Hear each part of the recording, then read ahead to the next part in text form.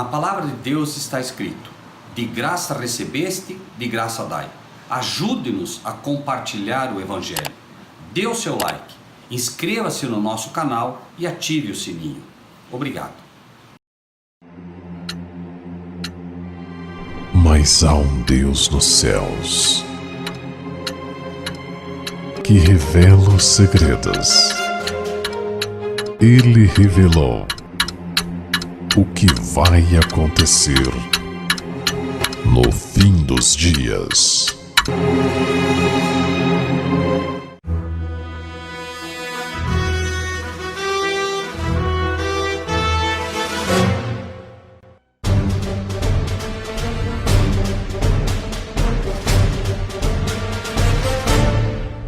Graça e paz da parte de Deus o Pai e de nosso Senhor Jesus Cristo.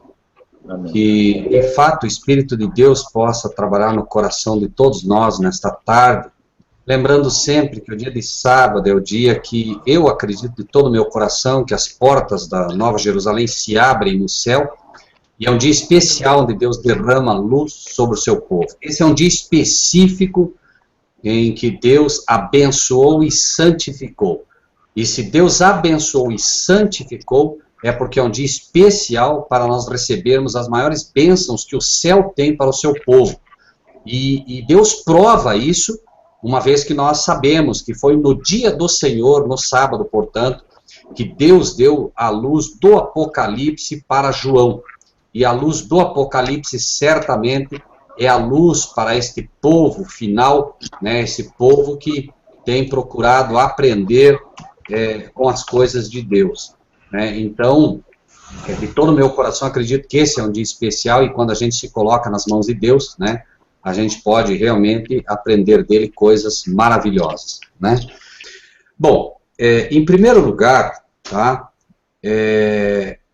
seria bom que os irmãos, então, abrissem a Bíblia em Lucas 16, para poder acompanhar, né, lembrando que sempre que nós estudamos a palavra de Deus, se a gente abre ela, Deus pode gravar, né, com mais clareza para nós aquilo que vamos dele estudando. Né? O que nós precisamos também ter em mente é que todas as parábolas, por exemplo, tá, me permitam colocar um comparativo para os irmãos. Eu queria que antes de ler isso, os irmãos, por favor, lessem o que está registrado em Mateus 13:34. Esse é um conceito que nós temos que ter. Existem ensinos na Bíblia, existem conceitos. Conceitos é aquilo que Deus estabelece para a gente sempre usar como tendo um parâmetro para estudo. Né? Quem é que pode aí colocar para nós Mateus 13:34? Depois eu leio, mas é bom ter o texto aí. Tudo isso disse Jesus por parábolas à multidão, e o que mais? Nada, absolutamente nada lhes falava sem parábolas. Tá? Bom, como é que nós entendemos isso? Exatamente como está aí. Por vezes, nós usamos, eu já vi muitos pastores usando isso.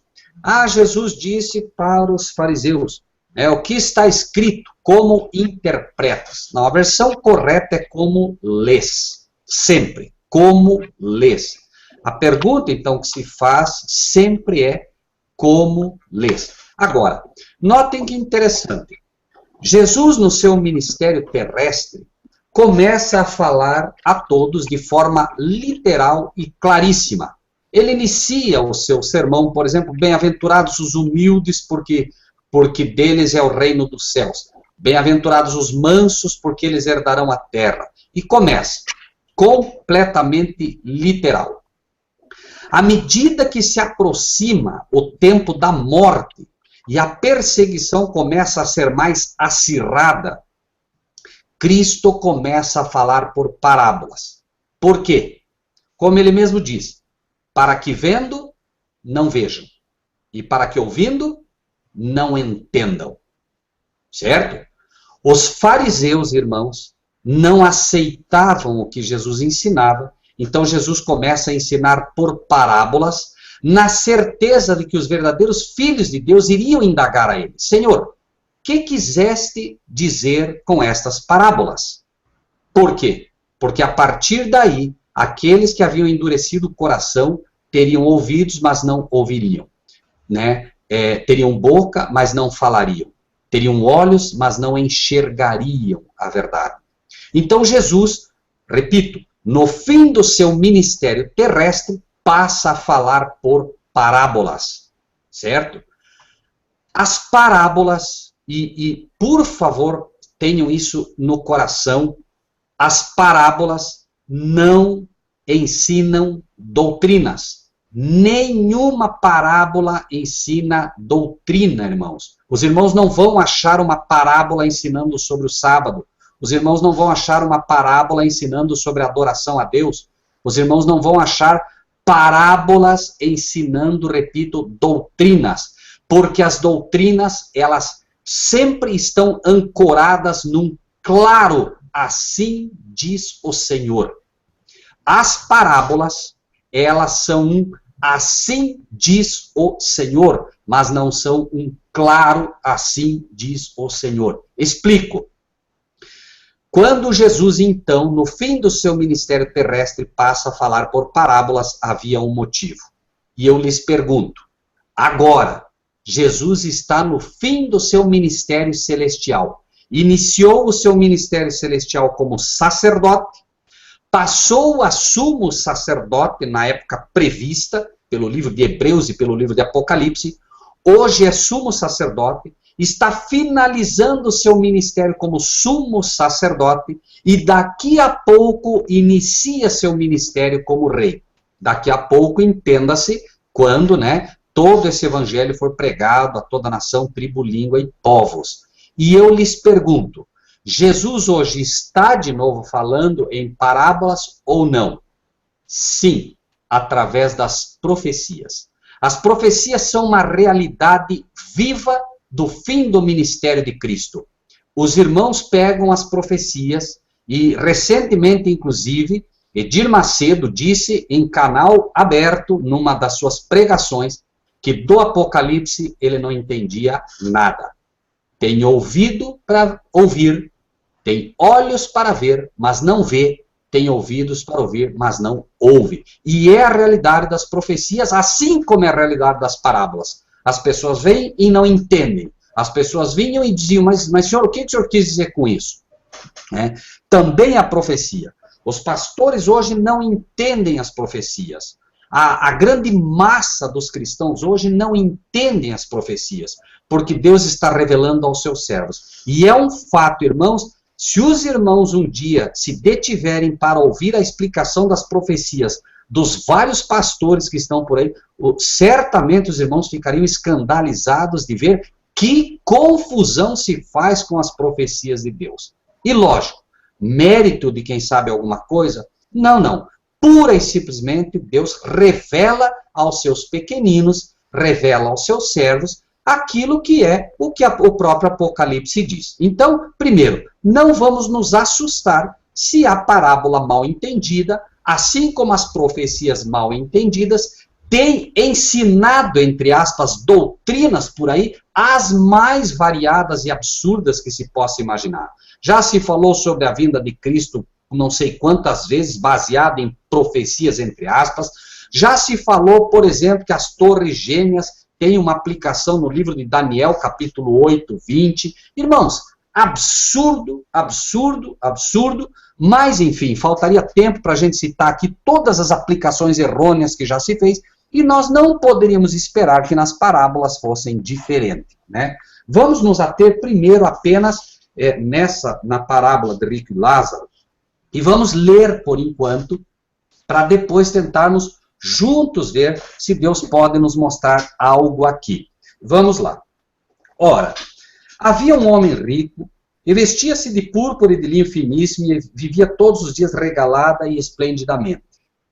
Havia também um certo mendigo, chamado Lázaro, que jazia cheio de chagas à porta daquele, e desejava alimentar-se com as migalhas que caíam da mesa do rico, e os próprios cães vinham lamber-lhe as chagas. Agora vamos lá. Começa aqui a questão e o problema. E eu quero apenas apresentar aos irmãos o problema da literalidade disso. Se não for uma parábola, nós temos um problema muito mais sério do que a pura e simples questão do inferno interpretado à luz católica. Lembre-se que o inferno católico é que ensina que você, ao morrer, vai para o céu, para o inferno, ou mesmo para o purgatório, e indo para o céu diretamente você fica lá, indo para o inferno você já começa a queimar, e indo para o purgatório você terá um tempo em que os teus parentes podem comprar, entre aspas, o teu ingresso ao céu, etc, etc, etc. Bom, aconteceu que o mendigo morreu. Para onde ele foi levado, irmãos? Segundo essa parábola. Para o seio de Abraão. Bom, então, em primeiro lugar, se eu vou usar literalidade, ele não foi levado para o céu. Ele foi levado primeiro para o seio de Abraão. Aqui Jesus está mostrando uma verdade, principalmente para os saduceus. Os saduceus defendiam ferrenhamente que não havia ressurreição. Os fariseus criam na ressurreição, os saduceus não criam na ressurreição. Essa parábola é dada muito mais para os saduceus que não criam na ressurreição, mas se diziam filhos de Abraão e pautavam a salvação, a filiação de Abraão. Nós temos por pai a Abraão. Essa era a defesa principal dos saduceus e também dos fariseus. Mas aqui especificamente era para os saduceus que não criam na ressurreição. Agora note, aconteceu que o mendigo morreu e foi levado pelos anjos para o seio de Abraão. A Bíblia mostra claramente que Abraão morreu e foi sepultado. Não diz que Abraão foi para o céu.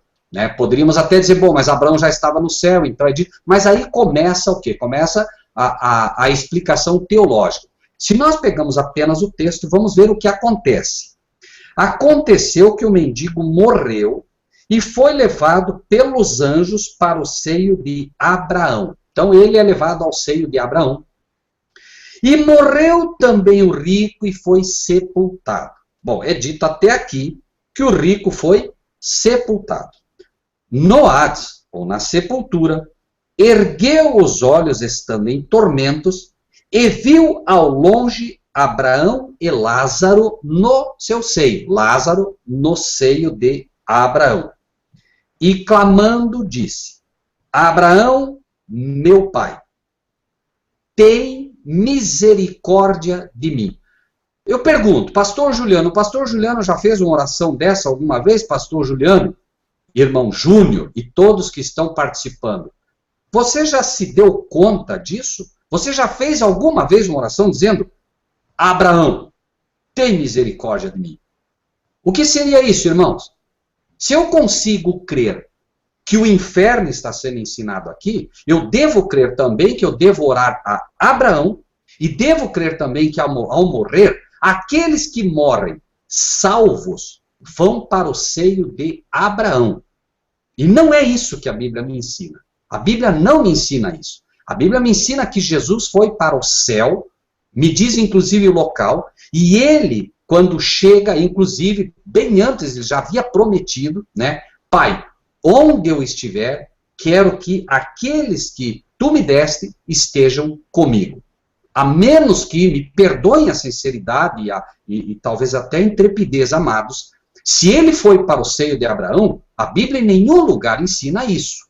Menos ainda, se eu vou tomar isso como literal, eu devo orar a Abraão. E isso, até onde entendemos, seria como ter a Abraão como um novo mediador entre Deus e os homens, o que, obviamente, não pode ser. Nós oramos em nome de Jesus e oramos ao nosso Pai que está nos céus. Agora vamos lá. E clamando disse, Abraão, meu pai, tem misericórdia de mim e manda Lázaro que molhe na água a ponta do seu dedo e me refresque a língua, porque estou atormentado nesta chama. Esta era uma crença, inclusive, que já se tinha. A crença do inferno de estar atormentado em chamas já era uma crença dos saduceus. Se você estudar a história dos saduceus, claro, você vai ver, por exemplo, já que esse tipo de engano já era colocado. Então ele diz, né, atormentado nesta chama. Disse, porém, Abraão, filho. Quem disse para ele agora? Abraão. Isso é contra tudo que aprendemos na Bíblia. Os mortos, os vivos, sabem que hão de morrer, mas os mortos, que diz a Bíblia? Isso é um ensino. Os mortos nada sabem. Tá? Vamos lá. Disse, porém, Abraão, filho, lembra-te que recebeste os teus bens e tua vida, e Lázaro somente males. E agora este é consolado e tu atormentado. Além disso, está posto um grande abismo entre nós e vós, de sorte que os que quisessem passar daqui para vós não poderiam, nem tampouco os de lá passar para cá. Claro, o abismo é um fato. Veja que aqui nós encontramos questões que são verdades e questões que são simbólicas, com o único objetivo de apresentar uma verdade, que é o que nós vamos ver no final. Disse ele, rogo-te, pois, ó Pai. De novo, olha com quem ele está falando, olha a quem ele pede o tempo todo. Rogo-te, pois, ó Pai. A quem ele chama de pai aqui? A Abraão. Que o mandes à casa de meu pai, pois tenho 5 irmãos, para que lhes dê testemunho, a fim de que não venham também para este lugar de tormento. Disse-lhe Abraão, eles têm Moisés e os profetas, ouçam-nos. E disse ele, não, Abraão, meu pai, mas se algum dos mortos fosse ter com eles, arrepender-se-iam. Olha o que ele está pedindo aqui, irmãos. Ele está pedindo algo que tem base no espiritismo. Se mandar um morto falar, eles vão ouvir. Irmão, seria absurdo tomar isso de forma literal. Notem, quando Saul havia sido rejeitado pelo seu reino, porque tanto fez, que finalmente ele foi rejeitado como rei, porque Davi já havia sido ungido, e Saul reiteradamente se afastava do Senhor. Quando ele foi perguntar para o profeta se era para ele ir para a guerra, né, era dito, não foi respondido nada. Quando ele pede a Deus, não lhe respondem nada. Ele vai e busca a bruxa de Endor. E lá com a bruxa de Endor, quando ele chega, que ela percebe que é Saul, ela diz, inclusive, né, que era o próprio Saul, e ela diz, o que você quer? Ela, inclusive, diz, a quem te farei subir? O subir, na palavra de Deus, tem conotação espírita, né? Nós vemos, inclusive, em Romanos, não digas em teu coração quem subirá, né? E aqui, né, dos céus, isto é, trazer dentre os mortos. E ali, então, ele pede o quê? Ele quer que Samuel venha. Mas onde Samuel estava, irmãos? Morto. Samuel, lembre-se, estava morto. E Samuel estava na sepultura, porque não é dito que Samuel foi levado ao céu. E aí o que acontece? De repente vem alguém. Quem está vindo? É Samuel. Saul via Samuel, mas era um demônio que estava se passando por Samuel. E finalmente o que acontece? Por isso Deus havia proibido que nos termos de Israel houvesse feiticeiras, houvesse necromantes. Por isso se matava, e por isso ela se assusta quando vê Saul, porque o próprio Saul, no início do seu reinado, havia mandado matar os necromantes. E aí, ela, agora, né, ela faz o seu culto espírita, né? Um demônio se faz passar por Samuel, Saul é enganado, porém não é enganado no que é dito. Tanto que é dito, amanhã você vai estar morto, né? E realmente ele vai e morre. Mas note que aqui é pedido, né? Não, Abraão, meu pai. Oração errada, pedido errado, tudo errado. Mas se algum dos mortos fosse ter com eles, arrepender-se-iam. Irmãos, isso vai acontecer no futuro. O espiritismo terá um lastro tão grande que as pessoas estarão orando dessa forma equivocada e demônios vão aparecer a eles em forma daqueles que morreram e vão ensinar coisas absurdas. E vai acontecer, irmãos, é uma questão de tempo, vai acontecer.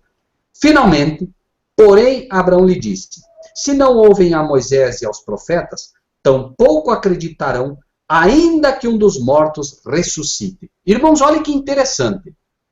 Os saduceus não criam, né, na questão da ressurreição. Por isso, no final, ele dá o ponto problemático. Não creem na ressurreição. E aí ele diz, porém Abraão lhe disse, se não ouvem a Moisés e aos profetas, não vão acreditar no quê? Na ressurreição, ainda que algum dos mortos ressuscite. Esse era o problema. O problema era não crer na ressurreição, mas na verdadeira ressurreição. E aqui, quando ele finaliza a parábola, ele toca exatamente no problema. Todo o anterior foi um preâmbulo para que eles pudessem entender que a ressurreição era um fato. Tanto é verdade que mesmo depois de Cristo ter ressuscitado, os saduceus não creram na ressurreição e continuaram ensinando a doutrina que aqui é aplicada totalmente espírita, que eles criam, reencarnação. O espiritismo não é novo. Desde o princípio, quando Deus diz para Eva, para Adão, a alma que pecar certamente morrerá, ou aquele que comer do fruto morrerá, o diabo veio já com o princípio da doutrina espírita e diz, certamente não morrerá. Deus diz, morre, vai para a sepultura e vai ressuscitar quando Cristo vier, porque Cristo é quem é agora o doador da vida. Ele é o Pai da eternidade. A eternidade está baseada no sacrifício de Cristo para o ser humano. E o diabo vem e diz, não vai ressuscitar. O homem morre e imediatamente ou vai para o céu, vai para o inferno, etc, etc, etc. Bom, eu não quero aqui forçar nenhuma situação, mas nós vimos, pelo menos penso que vimos aqui, o problema de se crer na literalidade de uma parábola.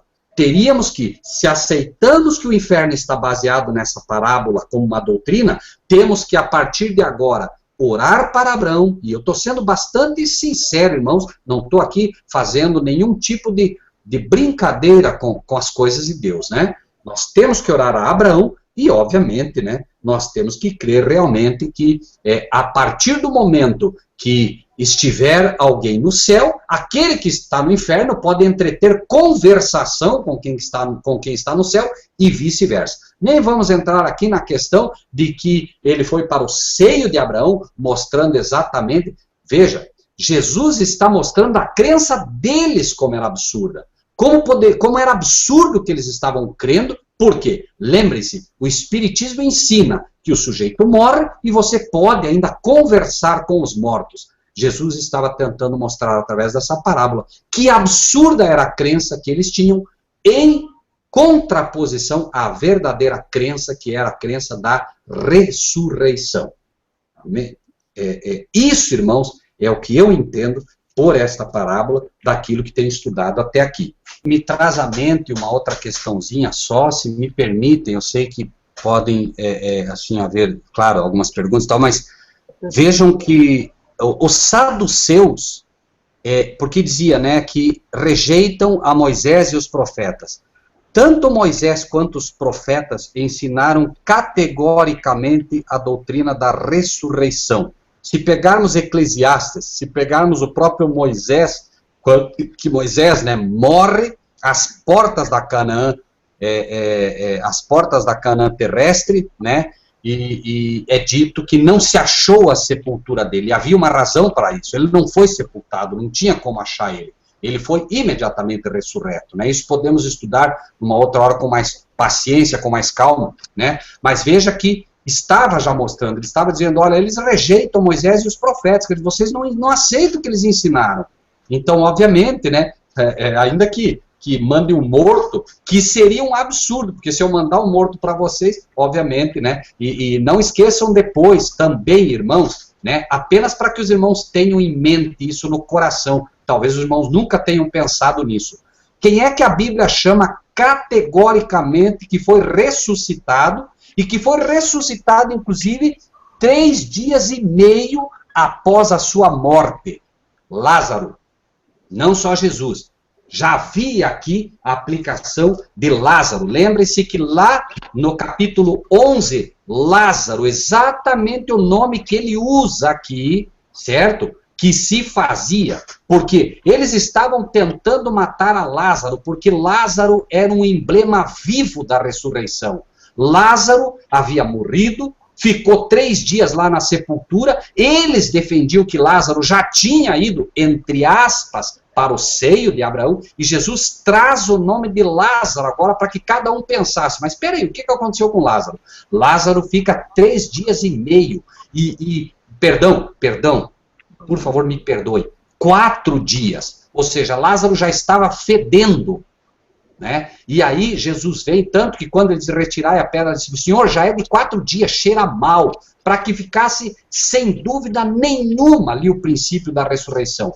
E Jesus usa exatamente o mesmo nome de Lázaro para mostrar a verdade em contraposição com o que eles criam. Então, me perdoe, é que isso me vem à mente, eu creio que sempre é bom a gente ter, né, todo esse comparativo no coração. E também, irmãos, apenas para os irmãos pensarem um pouco. Apocalipse 17, que é uma profecia, e podemos sem medo nenhum ler como parábola, se estivéssemos antes da morte de Cristo, porque Jesus fala por parábolas lá e fala por profecias aqui, né? Imaginem só que absurdo, irmãos, nós lermos isso aqui de forma literal. 17, 1 e 2. Veio um dos 7 anjos que tinha 7 taças e falou comigo dizendo, vem, mostrar-te-ei a condenação da grande prostituta que está sentada sobre muitas águas. Imagine eu pegar isso de forma literal, irmãos. O que o anjo está mostrando não é a realidade da lição que se quer passar. O que Jesus está falando na parábola não é a realidade do que ele quer ensinar.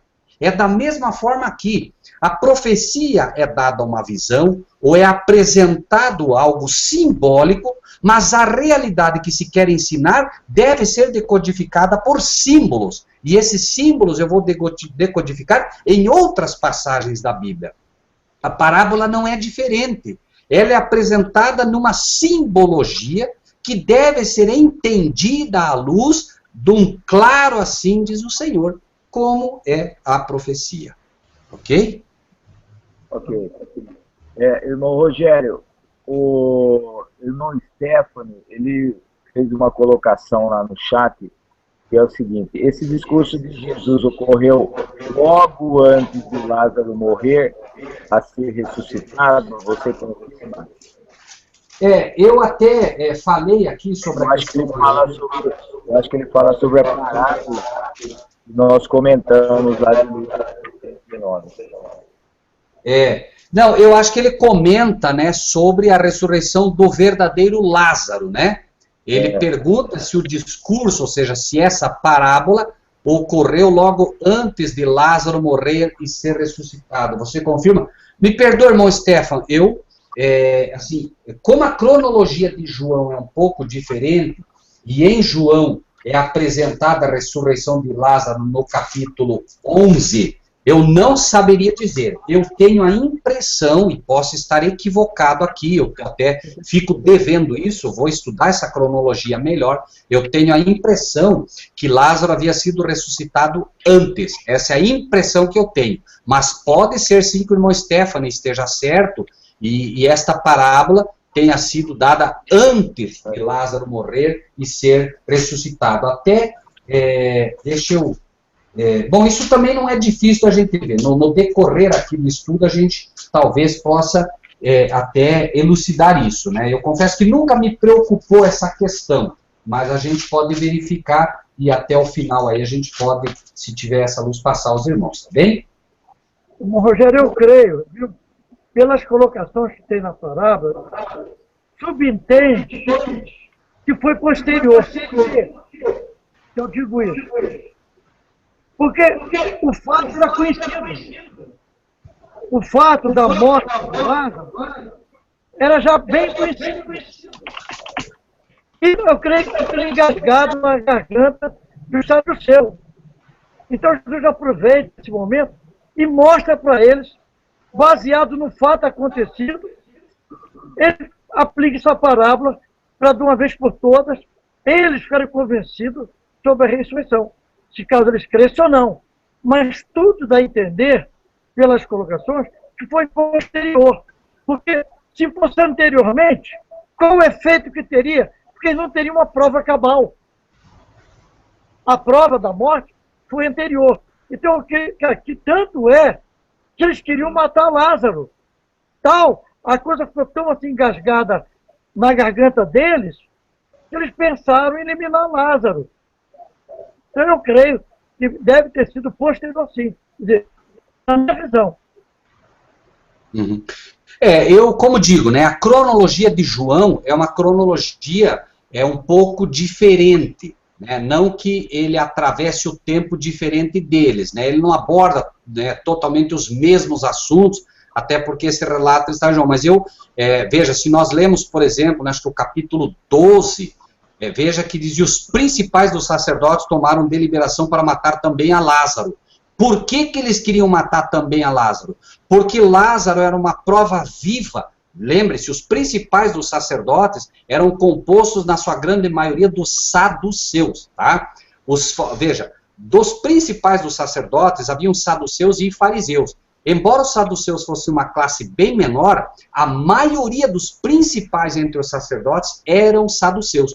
Por isso eles resolveram matar Lázaro, porque Lázaro era uma prova viva de que eles estavam equivocados quanto à crença da reencarnação contra a crença da ressurreição.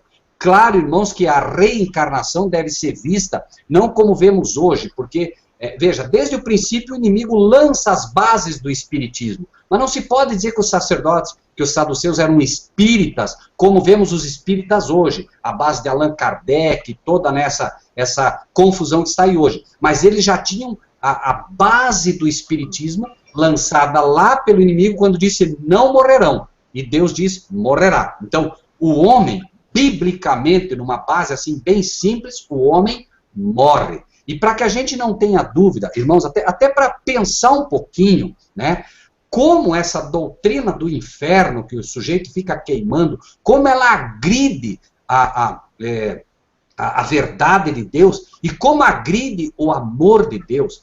Pensem um pouco. O primeiro homem que morre, segundo entendemos, perdido, quem foi? Caim. Penso que os irmãos concordam que Caim foi o primeiro homem que morre perdido, né? Caim, então, se o inferno é o que a Igreja Católica ensinou no Concílio de Nicéia, e as pessoas realmente, quando morrem, vão para o inferno, vamos colocar aqui os maus, os ímpios, os que não aceitaram a Jesus, Caim já está queimando há pelo menos 6.000 anos. Desde que Caim morre, né, pelo menos 6.000 anos, é a cronologia bíblica, desde anterior ao dilúvio, nas gerações, vai contando as gerações, nós temos aí, com certeza, pelo menos 6.000 anos, né? Não vamos nem arriscar nada além disso, vamos apenas ficar com a cronologia que nos dá certeza de 6.000 anos, né? E aí nós temos, por exemplo, então, que Caim já estaria queimando há 6.000 anos. E o diabo, que foi o originador do pecado, que foi, inclusive, quem levou Caim ao pecado e tudo mais, vai queimar, se fosse hoje levado ao inferno, queimaria pelo menos 6.000 anos menos que Caim. Pergunto, isso seria justo da parte de Deus? O que é que os irmãos acham? No mínimo... Hã? Rogério, essa situação de ressurreição e não era tão real e tão marcante, tão conflitante, que até o apóstolo Paulo, lá, acho que no capítulo 18 de Atos, ele usa isso aí, quando ele foi levado lá ao Sinédrio, e o que o Paulo inteligentemente vendo, que o auditório lá do Sinédrio compunha uma parte de fariseu e outra de saduceus, ele usou isso aí para que houve uma briga lá tremenda, né? Paulo fala que o anjo lhe falou, né? E os saduceus não acreditavam nisso. Aí o que aconteceu?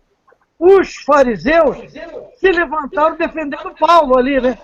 E os saduceus combatendo. E houve uma confusão tão grande que Paulo foi até retirado ali do Sinédrio. Amém, né? Amém. Uns diziam uma coisa, outros diziam outra. Muito bem, pastor Juliano, é isso mesmo, né? Apesar de que, veja que os próprios fariseus e saduceus não se davam por causa disso. mas finalmente se uniram para poder matar Cristo. É verdade. Mas o Marcílio Foreste tem uma colocação aqui para o irmão. Amém?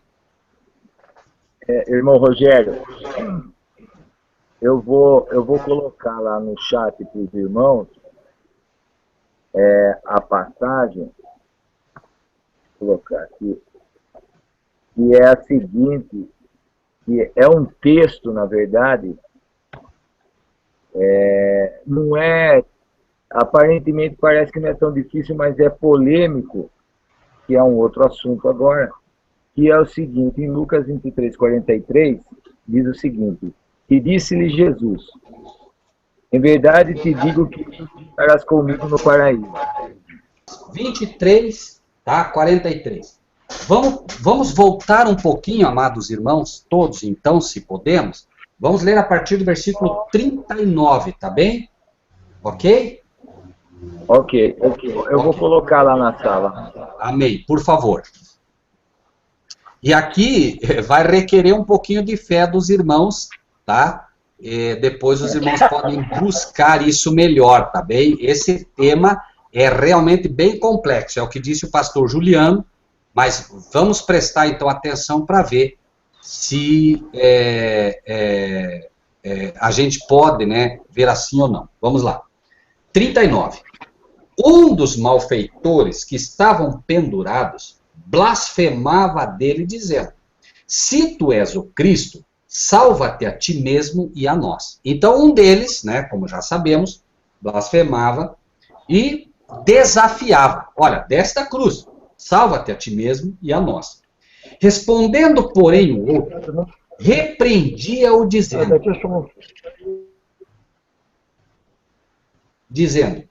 tu nem ainda temes a Deus, estando na mesma condenação, e nós, na verdade, com justiça, porque recebemos o que os nossos feitos mereciam, mas este nenhum mal fez. E disse a Jesus, prestem muita atenção agora, meus amados irmãos, se podemos. Disse a Jesus, Senhor, lembra-te de mim, o que é que o ladrão pede? O que é que ele pediu?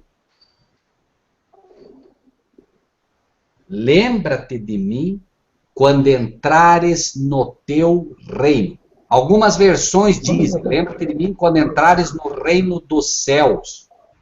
E a melhor versão é reino dos céus mesmo, tá? Porque Jesus adentra o reino dos céus, tá? Não é o reino de Cristo. O reino de Cristo estabelecido é o reino da graça. O reino do Pai é o reino da glória. Cristo estabelece nessa terra o reino da graça, esse é o reino dele. Ele ainda não recebeu das mãos do Pai o reino da glória. Ele recebe o reino da glória quando ele for coroado como Rei dos Reis e Senhor dos Senhores. Ele ainda não foi coroado Rei dos Reis e Senhor dos Senhores. Ele foi ungido sacerdote e foi reungido sumo sacerdote. Hoje ele é sumo sacerdote, mas ainda não foi ungido como rei. Isso é importante, irmãos. Agora, notem que o ladrão na cruz não era um cristão. O ladrão na cruz não tinha luz sobre as coisas de Deus. E ele pede o que ele entende do pouco que ele pode ao ver Jesus ali na cruz. Note. E o termo que ele usa para o outro é, tu nem ainda temes a Deus. Eu quero fazer um pequeno à parte, acompanhem comigo, Apocalipse 11. Nada na Bíblia é por acaso, amados irmãos. Apocalipse 11 apresenta 3 classes. E eu queria fazer uma pergunta para que os irmãos pensem. Das 3 classes que nós temos ali, é dito, 11, 18. Iraram-se as nações, veio a tua ira e o tempo dos mortos, para que sejam julgados, e o tempo de dares o galardão aos profetas teus servos, aos santos e aos que temem o teu nome, diz a palavra de Deus. Pergunto, irmãos, olha o que o ladrão na cruz diz, tu nem ainda temes. A pergunta então é, o ladrão na cruz era um dos profetas, ele era um dos servos, ele era um dos santos, ou ele era um dos que temem o nome de Deus ali naquela cruz? Qual é a resposta que os irmãos dariam?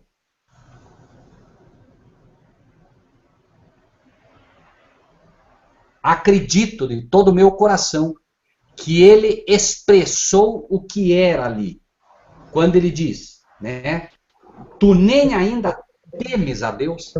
A única luz que ele tinha era o temor de Deus. Ele não foi santificado pela palavra, ele não foi glorificado pela palavra, ele não era um profeta de Deus, ele não era um servo de Deus, ele não era um santo de Deus, mas ele ali aprendeu a temer a Deus. Ele entra na última classe.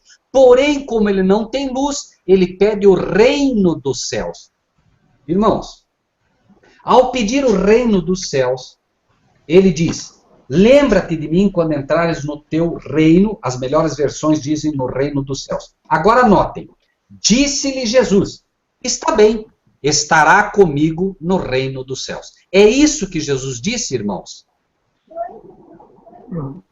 Pastor Juliano, Jesus disse, está bem, você vai estar comigo no reino dos céus. Foi isso que Jesus disse? Não. Não. O que é que Jesus diz? Jesus diz, em verdade. O em verdade é uma pequena correção. Né? Senhor, dá-me o reino dos céus. Em verdade, correção, te digo que hoje estarás comigo no paraíso. Mas aqui, em primeiro lugar, há duas lições aqui. Primeiro, é preciso que nós tiremos a tradução errada que está aqui. Eu vou digitar a tradução correta desse texto. Eu vou digitar aqui para que os irmãos acompanhem.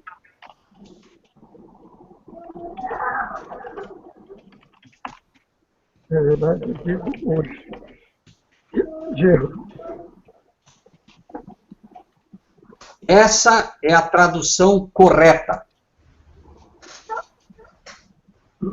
Diego, tem hoje. Em verdade te digo hoje. Hoje estou te afirmando isso. Estarás comigo no paraíso. E não é difícil entender isso. Se nós entendermos que Jesus disse, em verdade te digo que hoje estarás comigo no paraíso, amados, quanto tempo Jesus ficou na sepultura? 3 dias e meio. Ele foi nesse mesmo dia para o paraíso? Não. Não tem base bíblica nenhuma para dizer isso. Não, não tem.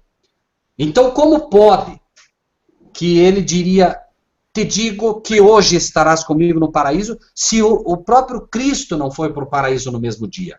Ele morre na sexta-feira de tarde, fica na sepultura o sábado inteiro, e no domingo ele ressuscita.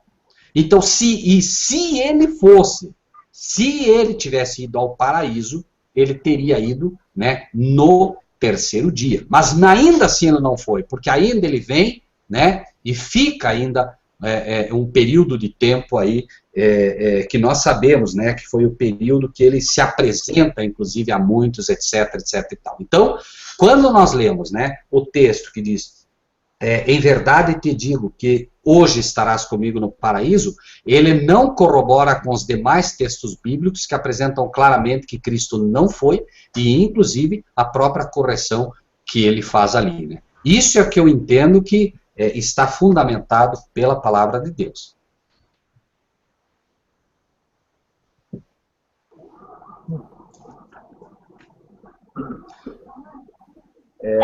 Pode ser que alguns dos irmãos tenham alguma posição a respeito disso, dessa passagem, desse texto. Vou dar uma olhada. Irmão Rogério, o grande problema é que as pessoas não lêem o texto fazendo uma análise à luz da verdade. Isso. Nós devemos traídos pela falta de uma boa leitura e de fazer uma avaliação daquilo que estão lendo. Porque, como o irmão mesmo fez uma colocação muito sabiamente, se baseado na palavra hoje, dá-se a entender que Jesus, ao suspirar, ele foi para o paraíso. E Não, é verdade isso, né? Não tem, assim, pelo menos, uma comprovação bíblica, né? Não tem. Tanto é verdade que quando ele encontra com Madalena ali no jardim, o que ele fala para Maria Madalena? Não me toques, porque eu ainda não fui ao Pai. Eu acredito que foi o irmão Júnior, não sei, que colocou o texto aí, não sei se foi ele ou se foi o irmão Marcílio mesmo, né? Esse exato texto que o irmão tá dizendo aí, ó, disse-lhe, não me detens porque ainda não subi para meu pai, mas vai para meus irmãos e diz que eu subo para meu pai e vosso pai. Obrigado pelo texto, não sei quem colocou, muito sabiamente, né? E é assim, ou seja, nós precisamos, né, ter muito claro o que cremos. E finalmente, né, pastor Juliano, quando nós sabemos o que cremos nos claros ensinos da palavra de Deus, e nós pegamos um texto como esse, nós devemos compará-los com outros que são claros ensinos para que a gente não se perca. E Deus vai elucidar. Por favor, não esqueçam, amados irmãos, isso não deve escandalizar ninguém, que as Bíblias que usamos, na grande maioria, ela foi traduzida por um padre, João Ferreira de Almeida, né? E não vamos esperar que um padre não tivesse aí alguns erros à luz do que cria. Então, quando ele lê o texto aqui, ele vai fazer a tradução também com base naquilo que ele crê. Ele cria literalmente que a pessoa morre e vai para o céu, vai para o inferno, vai para... né? Então, ele também faz a tradução com base na crença dele. Porque existem textos, né? Por exemplo, como de João 1, que você pode traduzir como em, com ou no. Né? E aí vem a dificuldade. Então, mas nós não precisamos ter medo, porque, veja, assim como Deus nos esclarece isso, Ele nos esclarece também outros textos que foram ou acrescentados, ou diminuídos, ou mal interpretados, porque Deus não vai deixar o seu povo se perder por conta de pequenos erros como esse, né? A maravilha do Evangelho é essa, que Deus revela aos seus pequeninos, revela aos seus servos, né? As coisas, mesmo aquelas em que o inimigo colocou a mão e fez... desculpe, foi o irmão Fabiano que colocou aí. Muito obrigado, irmão Fabiano. Deus o abençoe, meu amado. Né? Então, vejam, quando nós temos dúvida com o texto, devemos buscar outros textos que corroborem. Lembre-se do que falamos no primeiro estudo nosso aqui, né? Porque é mandamento sobre mandamento, regra sobre regra, preceito sobre preceito, um pouco aqui, um pouco ali. Quando um texto aparentemente, me ensina algo que não está corroborando com claro assim do Senhor, eu busco outros textos e certamente Deus vai elucidar aquele que está um pouco nebuloso. Amém? Como esse texto foi comentado de Lucas 16, também tem lá aquela palavra de Jesus, lá em Mateus 25 também, quando ele fala dos bodes à sua direita, à sua esquerda, e as ovelhas à sua direita, né? E tirar naquele dia, aos bodes estarão seus dias. Apartai-vos de mim, maldito, para o fogo eterno, preparado para o diabo e seus anjos. É a mesma colocação que eles fazem também, para dar uma ênfase nessa mentira criada pela Igreja Católica. E entender também, né, irmãos, que o fogo eterno também deve ser entendido à luz de Sodoma, né? Porque se nós lemos a própria Sodoma, né, que se queimou completamente, nós vamos ver textos, por exemplo, que falam de Sodoma como queimando, né? Com que queima para sempre, né? Mas, veja, esse queimar para sempre é queimar para nunca mais ser. O eterno ali, ele tem conotação de para sempre, não no sentido de que vai ficar queimando para sempre, queimou para sempre. Até hoje, por exemplo, né, Sodoma é um relato de que foi queimada para sempre, ou seja, Sodoma nunca mais vai se levantar. Inclusive, depois que Sodoma foi queimado, tentaram reerguer Sodoma, né, levantar outras cidades ali, mas a terra ali ficou tão sem vida, mas tão sem vida, que é impossível sobreviver naquele local. Então, quando fala de eterno também, é queimar para sempre, não no sentido de ficar queimando, né? É que o nosso português, ele é fraco, né? para expressar assim com toda a sabedoria as coisas de Deus. Mas esse entendimento do eterno deve ser entendido à luz disso, né? Ok? Porque ele fala assim, queimou tudo. Queimou para sempre, queimou para nunca mais ser. Esse é o sentido de para sempre, né? Uhum. Ok? Por isso que diz, né? Mas no dia em que Ló saiu de Sodoma, choveu do céu fogo e enxofre e os consumiu a todos. E Sodoma, ela foi consumida para sempre, né? Tem a ver com isso, né?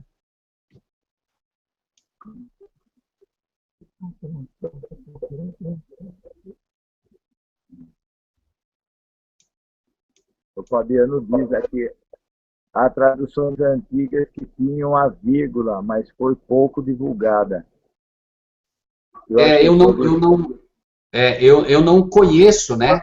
O irmão Fabiano está colocando o texto aí. Obrigado, irmão Fabiano. Eu ia até buscar ajudas, um set aqui, o irmão já pegou. Ó, vejam só isso, amados irmãos.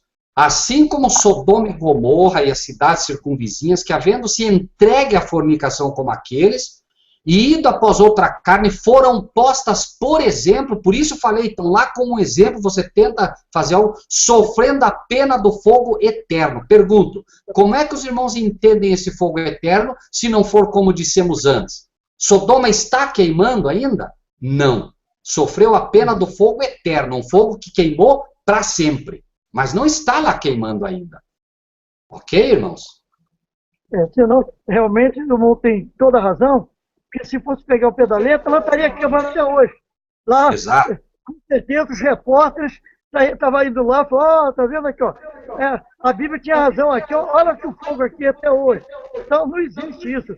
Ela queimou, acabou. Exatamente. Ela sofreu a pena do fogo eterno. E veja que, eu não sei se os irmãos sabiam, o diabo e os anjos caídos dele, Roger Murnau dá uma entrevista muito interessante, ele diz que os demônios têm certeza que não vão se queimar quando descer fogo do céu, porque eles já estão treinando. Inclusive ele diz assim, vejam as pessoas hoje que nós induzimos à festa de São João, né? A festa de São João, que na verdade São João, né, ali não é o nosso João, né? Eles ensinam, né, essa festa joanina, que é em honra ao Deus do fogo, que eles entendem, e eles têm feito com que as pessoas passem por cima do fogo andando.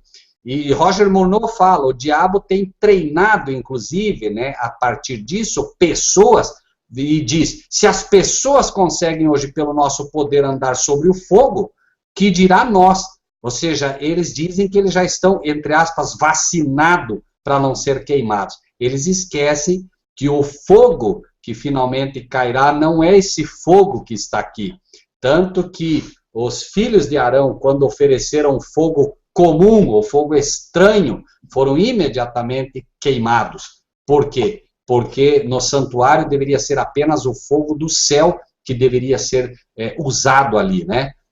Então, o fogo realmente que vem do céu, inclusive, esse é o fogo eterno. Um fogo que vem e consome com tudo, ou seja, eterno nesse sentido, repetimos, né, de que não vai deixar nada, queima para a eternidade. Por toda a eternidade, Sodoma é um exemplo, né, do fogo eterno, Sodoma e Gomorra, né, queimaram para sempre, para nunca mais ser, ok? Inclusive, pastor Juliano, e aos amados que gostam, vejam, eu quero ler para os irmãos Apocalipse, que é outro, que está dentro desse tema e gera também alguma confusão. Apocalipse 20, versículo 6. Bem-aventurado e santo aquele que tem parte na primeira ressurreição. Prestem atenção nisso, amados.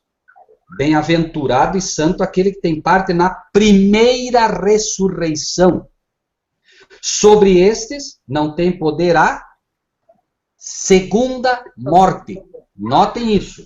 Não tem poder a segunda morte. mas serão sacerdotes de Deus e de Cristo e reinarão com ele 1000 anos. Olhem isso. Agora veja o versículo 13 e 14 do mesmo capítulo. Deu o mar e os mortos que nele havia, e a morte e o inferno deram os mortos que neles havia, e foram julgados cada um segundo as suas obras. Como é que é isso? Se o inferno, o sujeito vai ficar queimando por toda a eternidade porque já está perdido, como é que o inferno deu os mortos dele agora e vão ser julgados cada um segundo as suas obras? E depois de ser julgado cada um segundo as suas obras, olha o que vai acontecer. E a morte e o inferno foram lançados no lago de fogo. Esta é a segunda morte. O próprio inferno e a morte são lançados no lago de fogo, e é dito que esta é a segunda morte. E é dito antes, não tem poder a segunda morte. A segunda morte é a destruição final, é a destruição total. Bem-aventurado e santo aquele que tem parte na primeira ressurreição, porque esse é salvo. Cristo chama ele, primeira morte, sono. Está colocando o irmão aí, fantástico. Ó. É exatamente isso, amados. Segunda morte, morte eterna, daquela que não há volta. Primeira morte, sono, daquela que há volta. Mesmo os ímpios que morrem estão dormindo na sepultura, mas são tidos também como inferno a morte deles. Por quê? Porque eles já estão destinados à segunda morte, que é o inferno. Então, segunda morte, morte eterna. Primeira morte, sono. Todos vão passar, salvo os 144 mil, né? Salvo os 144 mil, todos vão passar pelo sono. Alguns são chamados para a vida eterna, outros são chamados para a morte eterna, é o que diz o apóstolo Paulo. Então, segunda morte, morte eterna, primeira morte, sono, tá? Apenas para elucidar isso. Agora, é claro, aí é dito, por exemplo, sobre, que dá confusão, né? Sobre a besta e o falso profeta que são jogados no lago de fogo, né? E são atormentados. Claro, porque eles vão ser atormentados muito mais tempo. É o versículo 10. E o diabo que os enganava foi lançado no lago de fogo e enxofre, onde está a besta e o falso profeta. E de dia e de noite, não diz dias e noites, de dia e de noite serão atormentados para todo sempre. Esse atormentados para todo sempre é o mesmo caso, irmãos, é o mesmo eternamente, ou seja, ali eles sofrem, e a gente não pode violentar o texto. Eles vão ser atormentados mais do que a grande maioria, porque eles levaram o povo todo a pecar. A besta, o falso profeta e finalmente o próprio diabo. E eles vão sofrer mais. Por quê? Não é questão que Deus quer que eles sofram mais. Eles têm mais pecados. E o que deve ser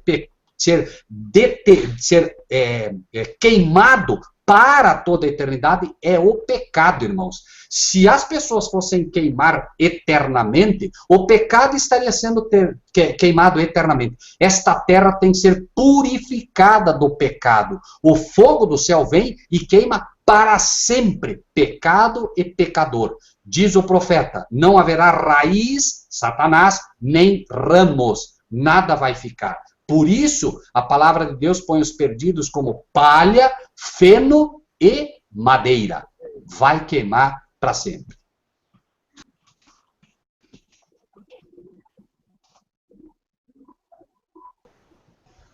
Eu só quero agradecer de todo o meu coração, primeiramente a Cristo, por morrer por nós na cruz do Calvário, ao nosso amado Pai, que nos dá o privilégio de poder, né, ter todos esses irmãos conosco.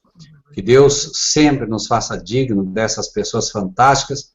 Quero agradecer ao irmão Stefan, que esteve aqui com a gente, colaborou, ajudou bastante aqui, o Fabiano, a irmã Elaine, essa pessoa fantástica que eu tive o prazer de conhecer, ao Júnior, que está aqui com a gente. Júnior, meu querido, Deus te abençoe muito, meu amado, esteja sempre com a gente, tá? Não permita que o inimigo te afaste da gente, não. Vem para os estudos com a gente, vem nos ajudar aqui, vem ficar com a gente, né? Não quero aqui cometer um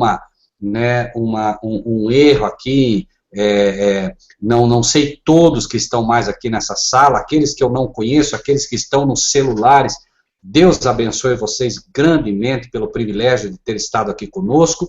E na nossa sala interna, a irmã Joana, que eu aprendi a amar e respeitar em Deus, ao amado irmão Marcílio, ao pastor Juliano, a irmã,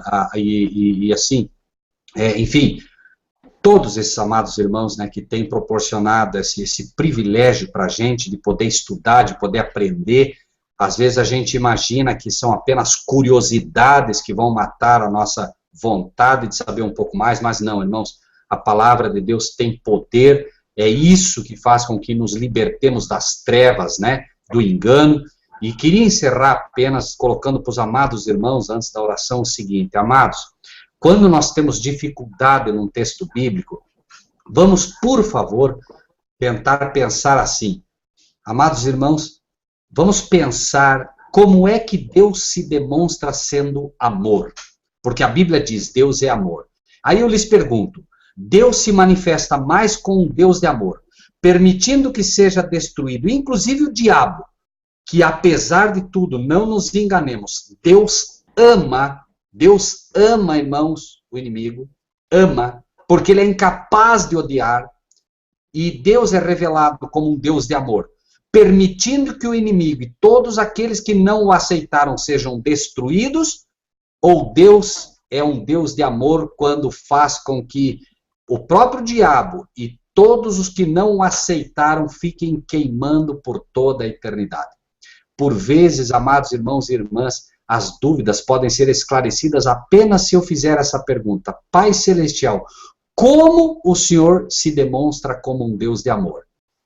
E se nós fizermos isso, nós vamos ter certamente muitas perguntas confusas, elucidadas, simplesmente, né, conhecendo o caráter de um Deus de amor, que finalmente, não podendo salvar todos, ele vai permitir que sejam destruídos e serão como se nunca tivessem existido. Isso é o que qualquer pai de amor faria por filhos rebeldes, por aqueles que não se adaptaram com o céu. Aqueles que, porventura, tudo que fizeram na terra foi afastar-se do seu Criador de tal maneira que não teriam nenhuma alegria em morar no céu.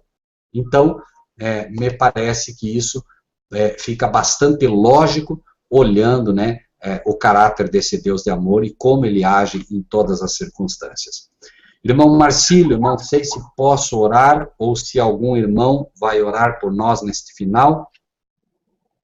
Fique à vontade, Rogério. Fique à vontade, irmão. Pode orar, irmão Rogério. Ora pela gente. Amém. A Deus abençoar. Amém. Grandioso Deus e Pai, Criador do céu, da terra e de tudo que neles há. Amém. Neste momento, Pai, pela fé e com Tua permissão, nós atravessamos os portais da Nova Jerusalém. E em meio a todos os Teus santos anjos, querubins e serafins que nos dão passagem, a esse pequeno grupo de pecadores, nós nos prostramos diante do Senhor, Pai. Nós queremos Te pedir, Pai, que o Senhor abençoe grandemente cada um dos que estão aqui. A oração, eu elevo a voz a Ti, mas ela é feita por cada coração aqui presente, Pai. Nesse Teu grande dia de sábado, Pai, o dia em que nós acreditamos que os portais da Nova Jerusalém se abrem e o Senhor derrama bênçãos sem medida sobre o Teu povo, nós queremos Te agradecer imensamente pela Tua palavra, Senhor, porque enquanto tantos estão em trevas, o Senhor bondosamente e misericordiosamente, o Senhor nos agracia, Senhor, com pérolas extraídas desse tesouro maravilhoso que é a Tua Bíblia, e o Senhor nos dá coisas, Senhor, que estavam, quem sabe, sepultadas por anos, nos monturos, Senhor, daquilo que Babilônia fez, e o Senhor revela a nós coisas que nós não somos merecedores, mas talvez até, Pai, porque o Senhor olhou para o nosso coração, olhou para o tempo em que vivemos, em que o diabo tem lançado trevas em todos os aspectos, e o Senhor faz com que a Tua luz brilhe ainda mais forte para poder iluminar o nosso coração. Amém. Muito obrigado, Pai, por ser esse Deus de amor que o Senhor é. Nós não merecemos nada do Senhor, nós sabemos que somos falhos, somos pecadores, mas neste sábado nós queremos nos alegrar pelo privilégio que o Senhor nos dá. Pai Celestial, que o Senhor possa estender a tua mão poderosamente sobre o Fabiano, sobre o irmão Stefan, sobre a irmã Elaine, sobre a irmã Cristiane, sobre o pai dela, o Senhor Camilo, sobre cada um daqueles que o Senhor tem estendido tua mão poderosamente, Senhor, sobre o Júnior, sobre o pastor Juliano, sobre o irmão Marcílio, sobre a irmã Joana.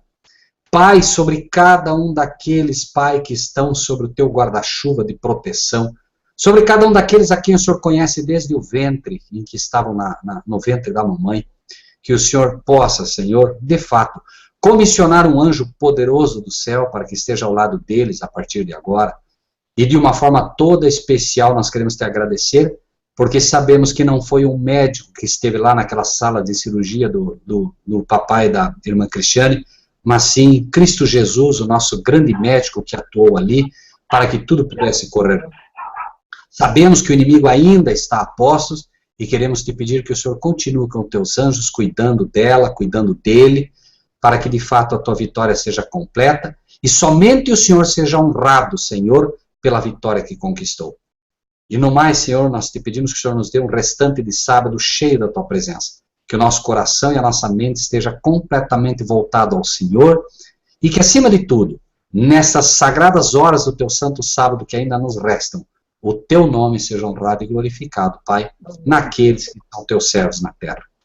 Pai Celestial, te agradecemos pelo privilégio que deu ao pastor Juliano, ao irmão Marcílio, de estar ali com o Fernando, que demonstra, Senhor, a hospitalidade em Cristo Jesus, e que o irmão Fernando possa perceber aquilo que o Senhor prometeu em tua palavra, que as pessoas hospitaleiras, pensando que recebiam homens, recebiam anjos diretamente do céu.